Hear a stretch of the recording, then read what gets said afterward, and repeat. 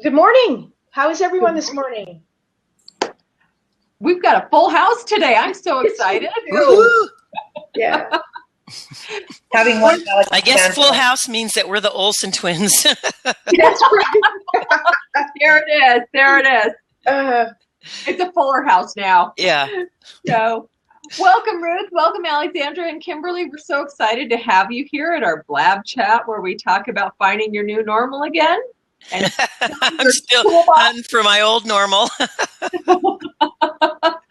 So we're going to talk more about filling your toolbox and brain health and the exercise connection today. So we've brought in two experts.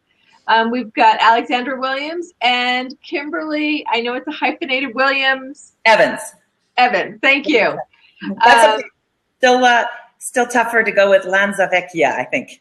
That's a little bit of a mouthful.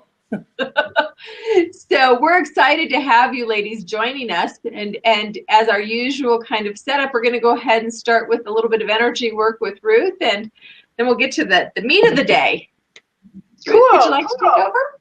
Okay, so today we're gonna bring up our energy. So I'm feeling very low energy today, so let's bring up our energy a little bit, and make sure you've got enough room for your arms out to the side so that you're not bumping into anything. So what you're going to do is put your hands like this down to your sides.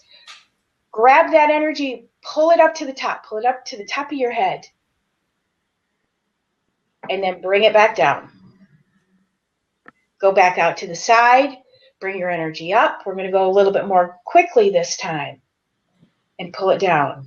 Now we're going to pull it back up and down and up and down and then up. When you come down this time, rub your hands together.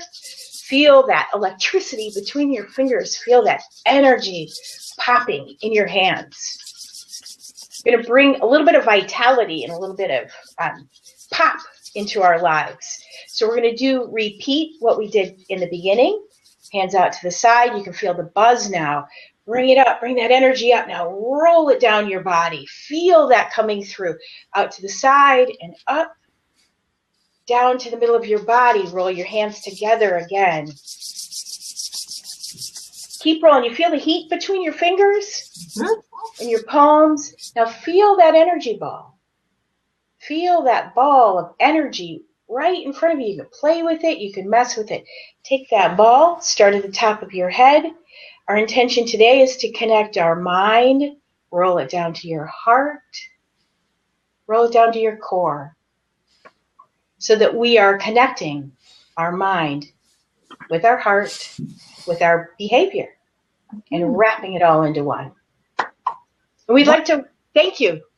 We'd like to welcome our guests, Alexandra and Kimberly, and we are very, as Mary said, we're grateful that you're here. You guys are mega experts. Usually we lead conversations, but we're just going to let you lead it, and we'll jump in as we can. Who would like to start? You guys are twins. You have an award-winning blog, funfit.org. There's amazing information on nutrition, on exercise, on wellness in general for our generation. However, it's applicable to everyone. What is your PDF with the 21 videos is about abs, correct? Right. The website tagline is Active Aging Answers for Boom Chicka Boomers. So we really do try to address that woman over 50. And the program that we just released a week ago is called the Ultimate Abs Collection for Women Over 50. No crunches. Got 21 short videos in there. It's got 70 pages of results-oriented help, information, etc. So that Ultimate Abs Workout Collection for Women Over 50, if people are interested, they can come to our site, funandfit.org, and take a look-see. Excellent. So as I was looking through your site this morning, if you go to the site, scroll down to the bottom, there's a button where you can get the subscription button, you mean? Yeah. It's really easy to find if you get to the site. It is. There's also in the top left corner. So yeah, we'll post the link as well. Okay. And do you want us to introduce ourselves? Yeah, please for do. our background, or who Please the heck we think we are? Okay. Yes. So, well, my master's degree is in systemic counseling, which means that it's more than individual. So I can do groups, I could do families, relationships, groups, and then also both of us have been certified in both group exercise and personal training since 1986. Kimberly's, I think, a little bit before that. And we've traveled the world giving presentations at conventions and writing in the fitness industry for about 30 years each. And I teach at the University of California, Santa Barbara in the exercise studies department. And I'll let Kimberly give her a brief. Well, I'll work that in later, but I think maybe our listeners would love to hear a few tips first before they, and then we can Absolutely. That Kimberly sounds sort of qualified, maybe sort of, kind of. But Mary and Ruth, from what I understand, you've brought us here today to talk about the connection between movement and the mind, correct? Correct. Mm-hmm. And then we brought Alexandra along for like extra humor. Points. Yeah. Comic relief. Fun and fit. I guess I'm the before. True story. When I did propose that to her 5 years ago when we started our blog, and I said, let's start our blog, funandfit.org. She said, that's fantastic, Kimberly. I love that idea because Alexandra, I'm so fun, I'm so fit. You, Kimberly, can be the and. So you need a T-shirt. I am the and, right? Yep, she's working her way up to .org. Yeah. Just like in 30 Rock, they had .com, so she can be .org. Yeah, that's right. Yeah. Mm-hmm. Says and the bat says .org. But what's exciting to know, and Ruth and Mary, I know that you guys know this and you're experts in the field of what's going on with the brain, and especially for people over 50, as we watch our parents maybe having some memory issues and then ourselves being concerned with that, looking just, a few years or a decade or two down the line and wondering, what can I do to stave off dementia? What can I do to enhance my memory? How can I make sure that I don't suffer the way that maybe my parents suffered, or other relatives or friends who are dealing as caretakers with people with memory issues, confusion issues, or just, if we want to stay super sharp, perhaps even improve our cognitive skills. And that's something exciting that is going on, and something that my sister and I have seen the effects of and are passionate about and deal with on our blog. Alexandra's going to take a slightly different approach given her master's degree in counseling.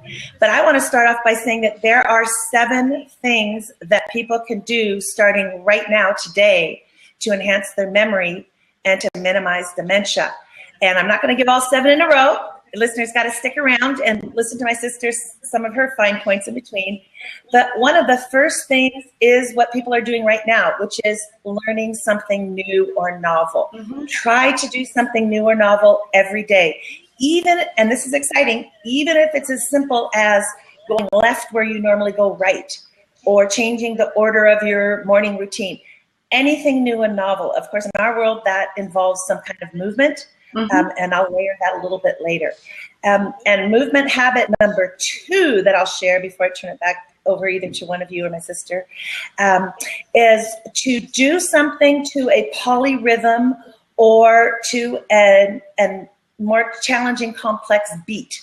Mm-hmm. For example, instead of just moving beat, beat, beat, beat, beat, which is great, mm-hmm. if somebody were to do something synchronized, beat, beat, beat, or organize those that music or those polyrhythms into 8 counts or 16s, or have an intro, if you can mix up how you're moving to a beat. And let me give a quick example. Let's say that I'm on the treadmill and I'm walking a super steady cadence. Well, that's a great activity. Cardio, and this is my one of my 3rd points, is cardio is actually number 1 for enhancing memory and focus, attention, and recall. Mm-hmm. Cardio. Most people think, and Ruth, I know that you delve into this, that it's crossword puzzles, Sudoku, brain games, and all those are super important. Those are very helpful. And the research is showing that cardio is actually above that. It's even more helpful. So let's put someone on a treadmill. They're walking to a steady beat, and maybe they've just turned on a drum beat, or they're listening to the beat of the heart. That is fantastic. However, if they were to put on some other music or be in a classroom, a fitness class, group cardio, or dance, that would be even more helpful. Let's say now that they're doing some dance movement patterns. And I'm going to turn it over to Alexandra at this point because she has joined a dance group. She is challenging her brain. Even though it hasn't helped yet, I'm pretty sure that soon it will. So there's 3 of my 7 movement habits that listeners can do starting today to improve their memory. Yeah, excellent. Can I jump in for 1 second? Please. One of the reasons that cardio, yes, you're right, doing things differently, switching it up, making it complicated, activating more areas of your brain, that's all important. But you're so right. Cardio is important because it not just gets things going, and it doesn't just make you think on a more complicated level.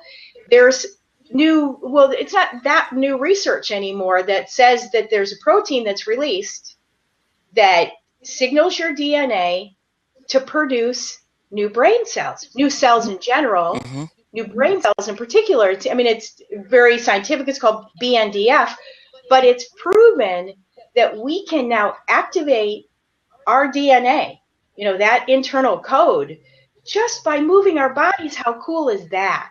That's super cool. Yeah. We're literally getting smarter as we exercise. I mean, people used to think both fat cells and brain cells were sort of set. And then research came out saying, no, you can get new ones. You can get new brain cells and you can get new fat cells, not just make them bigger. So, fat cells are very important for the brain as well. Yeah. So I'll try a different kind of fat, but really quick is I raised 2 daughters that have sensory integration issues. And I used to talk about the fact that my schoolroom, because I homeschooled them, was half therapy, half schoolroom. And I had in my room a mini tramp, exercise balls, fit seats, all sorts of things that would get them moving. And we call it bring their engine speed up, because I could even see the difference in how open they were to learning after they had been moving. So Mary, you're ahead of your time. When I was in grad school, I worked with a group of 5th grade boys who all had ADHD. And one of the things we did to help them was take them into the gym and run them around. We'd run them around. And it wasn't just, make them tired so they'll sit still. It was helping to set their brains so their brains could learn, so they could focus on learning and deal with all the external stimuli. So now where I specialize in is a lot of people, especially women over 50, will say, this is all great advice. I haven't exercised in 30 years. And I like all your ideas in general, but I don't actually want to sweat or move. And it's not a criticism. It's just we're here at 0. I haven't done anything in many years, and they see all these people exercising way over here at 10, and they think, well, my high school reunion's in 3 weeks, and I need to be how I was in high school. In 3 weeks, it's impossible, so they give up. But forgetting all the steps, 1, 2, 3, 4, 5, etc., getting to 10. So where I like to try and be helpful is in those steps getting to 10. So we have to sort of trick our brains into new habits, because not exercising and not helping ourselves is a habit that we got into. We when we were little kids, we loved to move. So sometime between there and now, we got very busy with our lives. And for whatever reasons, we laid on these habits. So we need to lay on new habits. And the interesting thing is how that ties in with our self-perception. So A, B, C, A is the action, B is the belief, and C is the consequence. And A and C... Love that. A and C, I'm a genius. I didn't make it up. Yeah. A and C are obvious. We know what the action is, and we know what the consequence is. B is this underlying belief, and it's usually unconscious. We're so used to. Let me take an example. Kimberly just told me I should do some dance because that will help me get smarter. Okay, well, I should do something. Right. I should go to a group fitness class. The day goes by, I didn't go. Oh, so the action is I didn't do anything today to help myself. The consequence is I'm not any fitter than I was. The belief, I'm a loser, right. I'm a bad person, I'm not a helpful person, all this, just this negative stuff. And so what I like to, first of all, for the habits, changing the habits mentally, is start to write that down. What is it you're believing about yourself? What is the emotion that comes up when this happens? Because why is a moral judgment, I'm a loser, I'm a bad person, why is a moral judgment placed together with this, I ate this ice cream, or I didn't exercise? Why are these two together? They get in the way. So if you start writing those down, not just, so write down everything you eat if you're trying to lose weight, but write down immediately when you start to have these consequences and not feel that great, write down what it is you're feeling so you know what the action and the belief are. So that's one way to start helping ourselves, and I haven't had to sweat at all. I've just started writing down some of these beliefs. And then the second thing is I'm very success-based. I'm success-based. So I want to exercise all day long. I walk the dog, and then I take care of my daughters, and I'm saying I actually have sons, but I was speaking to Mary. So I go to the grocery store, I do some work for this other person, I make dinner, and then I don't make this 1 hour. So this 1 hour where I think, oh, I'm a failure, but I didn't give myself credit for the other 23. I just thought of the one thing. So to build on success, what you want to do at the end of the day is, whether you start with 1 or 2 or 3 successes, what did I successfully do? Well, in the example I just gave, a person with this habit will say, I didn't go to an exercise class. However, I went to the grocery store. That's walking. I walked the dog. That's walking. So all these things are movement. So you start to write down the successes. So that's 2 things right there where I've helped improve my health. And I'll let Kimberly give another couple points. And then when we come back to me, this secret word is friends. All right. This is great. I can't remember anything Alexandra said because I didn't do my cardio yet this morning. Yeah, it's that connection, right? Yeah. But I am excited by, and you're so right that the fact that we have that growth hormone factor going on in our brains that is stimulated when we move. So movement in general, even if people can't get to a class, even if they're on a treadmill versus something with polyrhythms, they are still enhancing their brains. So any of these tips will help. Any of my sister's suggestions help too. So all right, so I covered 3 of the 7 movement habits that people can implement right away that are very easy and that have an immediate effect, positive effect. Another one is to follow directions or cues. And I don't mean I wish, that my dogs listen to my every command, although that would apply too. But it means for the exerciser, if you're in an environment where you have to listen to some kind of cue or command. So country line dancing, again, a group fitness class, as I say, a dance class, something where you're having to follow something external that's telling you first this, then this. That is a huge memory booster, brain booster as well.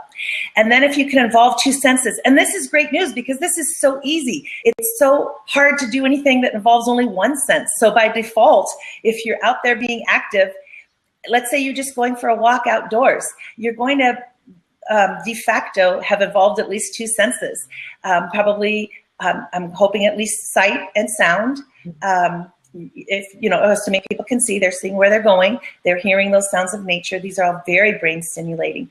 It's really hard to involve fewer than 2 senses. So that's fantastic. Although I have known some teachers where they'll actually have people run and, touch a wall, and then they'll ding a little bell in a yoga class, or they'll light some incense. I do know some fitness managers that don't want incense lit in their gyms, but having said that, involving 2 senses is another great way to enhance memory, recall, focus, and attention. I'll hold here and let my sister interject another point before I follow up with another couple ways and a bonus way that people can enhance their brain. Bonus. Get a twin. I'm sure that's her bonus. Drawn by one, yeah. Well, now, assuming that you're friends with your twin, you're already set. Because another secret, that doesn't involve sweating to help make you more fit is choose your friends. Because if you choose active friends, you're going to be active. So it's very simple. Choose people who are doing what you wish you would do, because you will go and meet that level. You will see yourself as part of that cohort, and you will see yourself as part of that group. And people say all the time, well, usually it's a partner or spouse is the so-called saboteur. Well, you know, my partner doesn't want to exercise, and I'm not going to ditch my partner. That's true. So then you have to be really good about who your friends are, and you can add the additional bit about accountability. Usually what happens is that person over there who's not ready, because people won't make a change unless they're ready to make a change. So change usually happens in times of crisis, whether the crisis is a good crisis like a wedding or a high school reunion, or the crisis is a medical crisis. People won't just wake up one day and go, you know, today's just like any day. Why not today? Some people do, but that's not the statistical norm.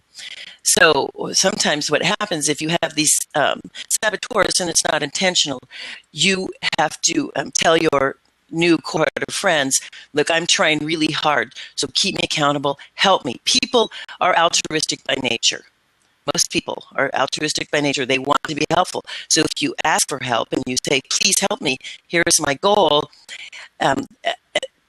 most of the time, the person who you're living with will see how much more energy you have, how much more confidence you have, how much more youthful you are, and they'll think, I want to have some of that. And so they will come along. But it is a little more challenging when you're in two different places, when one's ready for change and the other's not ready for change. And so then you ask for help. So friends are extremely helpful for both who your cohort is, asking for help, and having them keep you accountable. I see that Pam has joined us, and Pam is a great example of that, because she had medical issues and was told you need to exercise. So at 60, she started exercising, and then she doesn't really enjoy it. She said it's rewarding but not fun. But she has a group of like-minded people who keep her going. So in those days when it is hard to get up and get going. So that's another point. And then get a dog. She just stole one of my points. She gave away the answer. So Kimberly is not allowed to answer this question. I had twin telepathy. What are the two most effective fitness tools? Defective? Effective. Oh, effective. What are the two most effective fitness tools? Ah. I'm going to steal the one Kimberly just said, I think. I think I heard it. Get a dog. Okay, that's one. Because I have a dog. I have regular dogs in here. And they want walking. And a lot more. I mean, play. Yeah. They just want lots and lots of play. So I'll tell you the other, if you want me to, just in the interest of time. Please. Stairs. Yeah. Stairs in your home. Yeah. Stairs in your home. Yeah. So you can sit at the bottom and tell the dog to go up and down. So notice I didn't say you had to buy weights. You don't have to buy a treadmill. But a dog and a set of stairs in your home are the two most effective fitness tools. And because they are both external, they're not inside of you, you have to deal with it. So the dog has to be walked, and you have to go up and down the stairs in order to live. Yeah. Right. So these are external. So basically, if you're living in a one-story house, it's time to move. Which is so interesting. I was just going to say really quick, because one of the things that they've said in the real estate market is that the ranch style is more popular with the aging community. But I like the fact that you're saying stairs actually kind of force that exercise upon you. Right. You think when they're looking to make it easier is when they should be getting the stairs. Exactly. We actually need to move more as we age rather than less. It's just different kind of movement. Yeah. But, in the quick few minutes that we have, I'll quickly share the other two movement habits that people can look at starting today. One is to do what's called crossing the midline. And that means that I take my arm or my leg and I know you can't see the leg, but across the center of my body. So the midline is that vertical line. And anytime that I'm bringing my arm or leg across the midline, I am stimulating the brain a little more. Right. And let me put that into context again. Let's come back to that same elliptical. Great to get on an elliptical machine. Great to get on a treadmill. I enjoy both. I don't do both regularly. I prefer to get outside and walk or to do group fitness classes. However, and I'm not really demonstrating this right now, but it's a little hard to walk on a treadmill or elliptical and cross the midline, right? And that's happened more in the— There you go. Yeah, exactly. You give me that fashion model walk that across. But yeah, if we can cross the midline while we're moving, and again, that bespeaks a type of, group fitness, dance, exercise class. And then the last of the 7 movement habits is to involve some kind of complex pattern or choreography. And of course, I've been sort of building up to that all along. I mentioned having cues or commands, and if they're related to patterns or choreography. And by complex, it doesn't really mean like professional grade level. It means more than just either walk, walk, walk, or more than step, touch, step, touch, step, touch. It does mean, you got to turn right at some point, left, maybe forward, maybe back. And you can build that in even if it's not a dance class, even if it's with a group of people where it's, okay, move to the north, now turn left, now hop back twice. And they're having to think and follow these cues. Okay, I want you to turn towards the sun, turn towards the grocery store, head towards the mountains, back it up. And then I mentioned a bonus, so that was 7. Of the 7 were try something new or novel, move to polyrhythms or beats, involve some kind of direction, command, or cue, make sure that you add in some kind of complex pattern or choreography where you're having to learn some new patterns, cross the midline of your body with your leg or your arm, and then the bonus, I think that was 7. I hope I got it right, or my brain's just not working. You got it. I'm moving. What did I miss one, Mary? I wrote down involve 2 senses as well. Did I? Involve 2 senses. Thank you. I thought I was at 6 instead of 7. Yes. Involve 2 senses. Movement. You were moving. And my bonus, and then I'll turn it back to you guys and my sister. My bonus is one that actually requires no movement. Yay! After all that movement, you get a no movement bonus. One of the bonus tip that will enhance your memory and help stave off dementia, and by the way, it also helps prevent weight gain, is to sleep sufficiently. And many reasons for that, and I bet both of you, Mary and Ruth, know those reasons, but in short, follow all that movement up with a good night's sleep. That will help your brain quite a bit. So I'll wrap up my part with that and turn it back over to my sister. Okay, quickly throw in 2 more things. Again, in the sense of self-concept, if we, like I mentioned, friends, getting who your group of friends in, and now how we see ourselves. Now, let's say, for example, that I'm 57, and let's say I've spent 30 years not exercising. So I probably view myself, I probably view myself as a non-exerciser. So before I'm going to do anything, if I say I have to exercise, it's a cognitive dissonance because I see myself as a non-exerciser.